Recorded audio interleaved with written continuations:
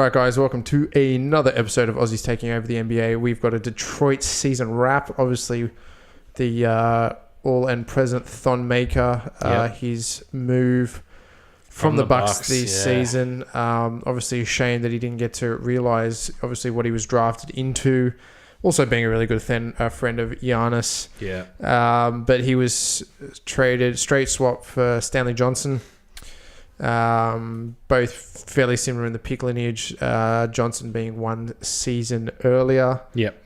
And I think Johnson was eventually waived and became some assets for Mirotic. Yeah, I think so, or even some cap space. But which for the Bucks, it wasn't really a great trade for them. Well, I think they just wanted to get Thon out, to be honest with you. Well, it's understandable that upgrading on your immediate 3-point shooting with Mirotic probably made sense. Yeah, they're kind of a win now type of setup. They're in a win now setup, and that makes sense. Like Mirotic has got a lot of playoff experience and can hit the three ball. Thon, still has some growing to do. He's still quite raw. Yeah, still young as well. 21. His last season with the Bucks, was really good. The regular season wasn't great, but the playoffs is where he exploded, and you thought, okay, he can really grow from this, expand from this, and then the whole scenery at the Bucks changed. It did, obviously being Coach Bud, number one, more of that kind of new age basketball.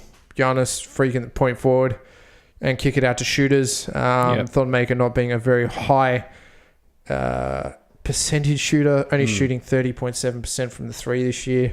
Well, he had the platform to be an outside shooter, but I think it was mainly his defense really that kind of made him unplayable a little bit. Yeah. There really wasn't a spot for him defensively like Lopez. They obviously picked up Lopez and he became a good rim protector. In the post, he didn't have a spot there at the Bucks. And it's a real shame. Definitely got a spot at Detroit, though. I think so, as the backup sort of Drummond / Griffin 4-5 hybrid. I think even to deep rotation, if they were to draft a 4 or 5, he'd still be there, being that three-way 4 and 5. So I think it's a good move. I think he will get re-signed by Detroit. Yep. Dwayne Casey likes him. So yeah. That's always good. He had a career year this year. Yep. Which is a little bit strange with the Pistons. Obviously being traded, started in 29 games, averaged 5.5 points. So that's his highest he's averaged. Blocks was above 1 block per game for the first time at 1.1. Steals pretty much on par. I think his rebounds were up as opposed to years. Total rebounds just under 4. Free throw percentage went up through the roof. Actually, almost 15% increase, which is good, something he's been working on. Yeah. And his shot percentage were a little bit low, 37% from the field, 30% from three. Not a high volume shooter, but, getting good minutes, averaging 20 minutes a game. Yeah, so that's understandable, like trading 11 minutes at the Bucks for nearly 20 minutes at the Pistons. Yeah. Different type of team, a lot of Blake Griffin in the Detroit team, a lot of Andre Drummond too. Like it's not combination forwards, really. You know what I mean? Like it's not a hierarchy of forwards there. What do you do with Drummond? Because he is completely useless in the postseason. He's almost unplayable in many matchups unless you're going straight dunker for dunker.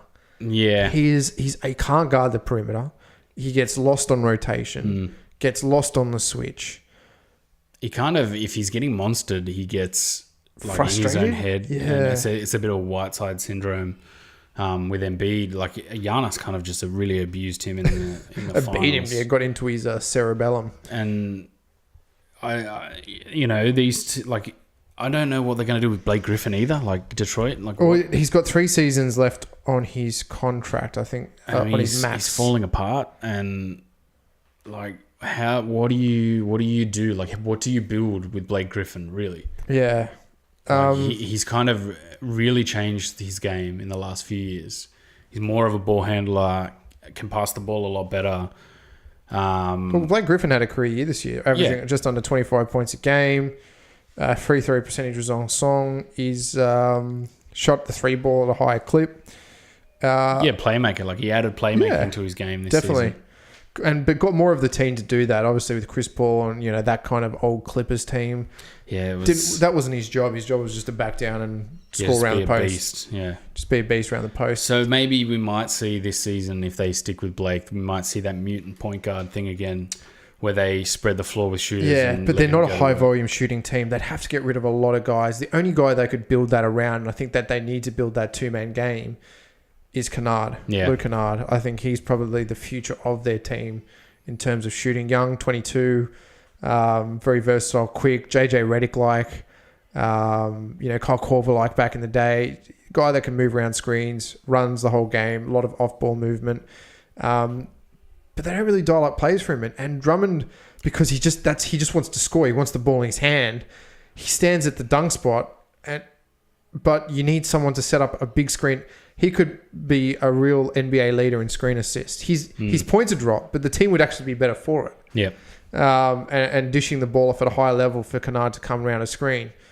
I just think that, he's... Dwayne Casey's got a bit of coaching to do. I think it's going to take just more than coaching.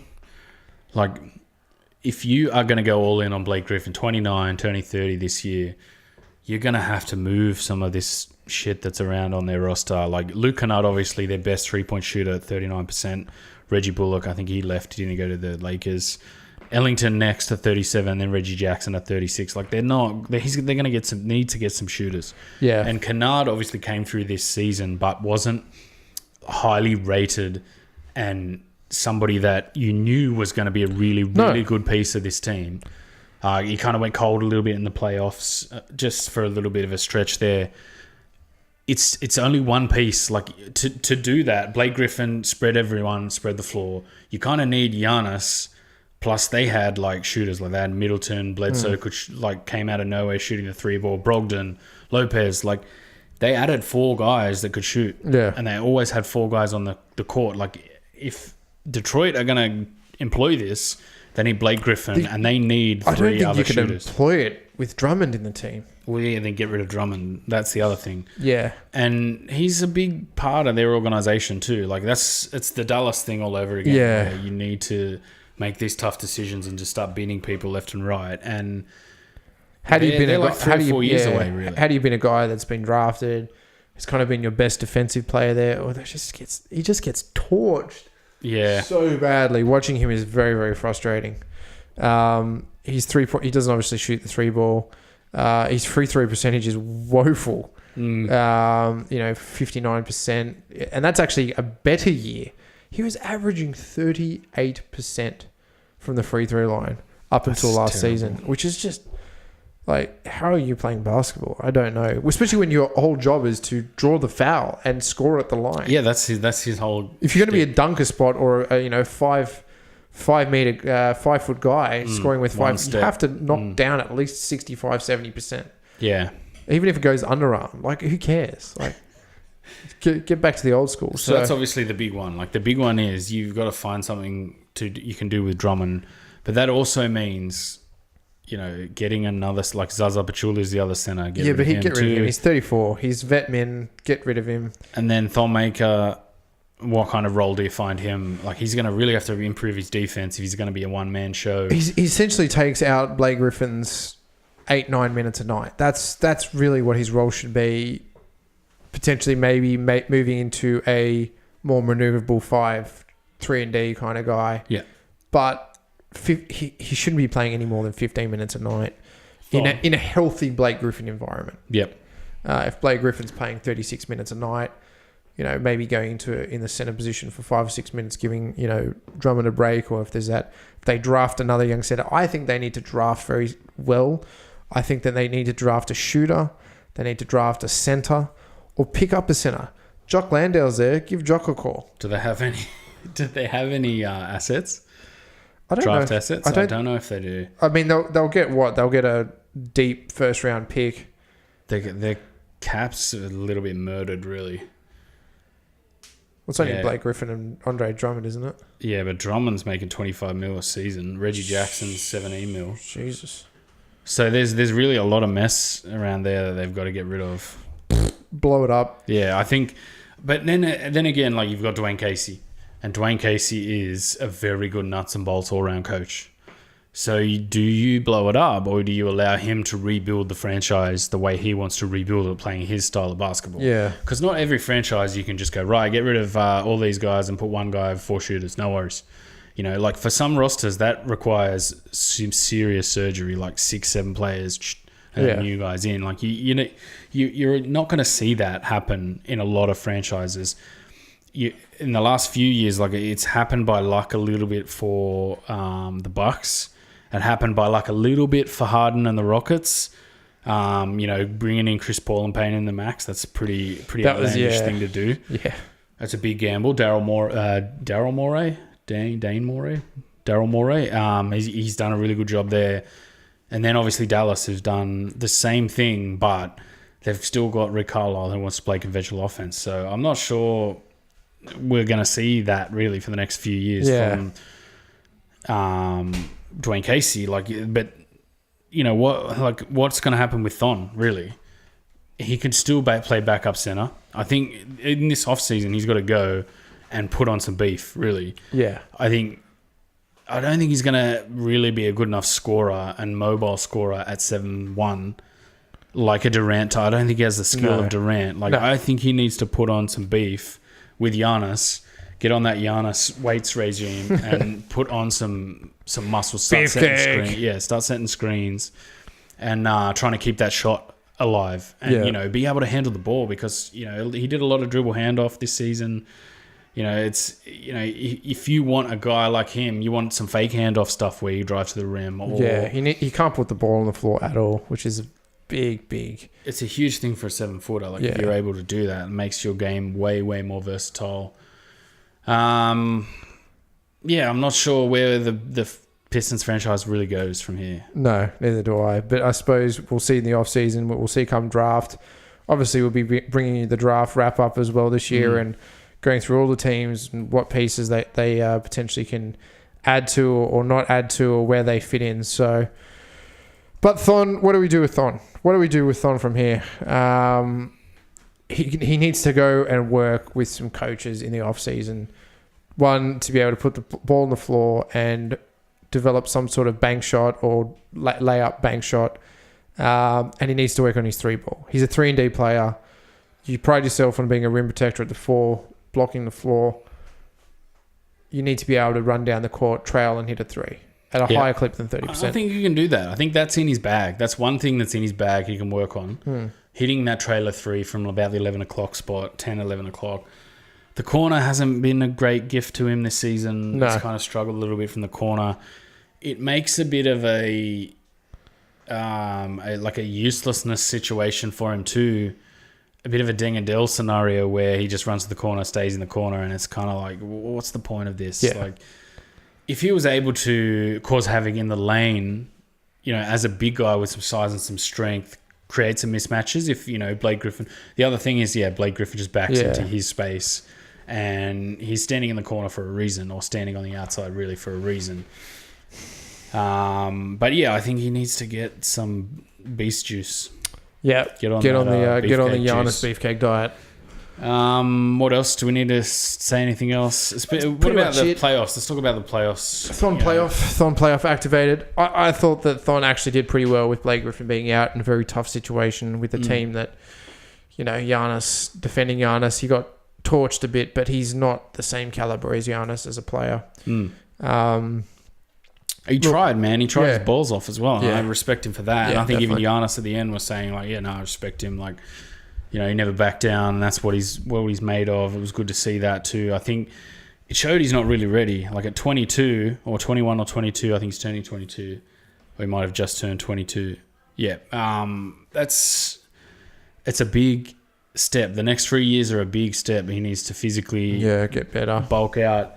Adapt his game a little bit more. I can see him kind of being out of the league really because where do you find a place for a guy that can't score 10 points a night and gets torched defensively? No. I don't know if he really gets torched that much. There's no anchor for him really in this team or in any team. Like he's got to find a spot where he can anchor and hunt blocks properly. Like because we saw it for the Bucks, like very very messy. during the season in Bud's system, you were like, he was always out of position, always trying to hunt blocks here and there. Yeah. And, oh no, they just rotated. Yeah, just rotated. And then in the Detroit system, it's not the ideal scenario, moving to a new team and having to go, yeah, well, I'll block shots. How good's that? And then the coach has got to go, well, fucking, you got to stand there and do this. Yeah, but I like to block shots. So he's got to kind of adapt. I think, going through an off season with the Pistons will probably help that too.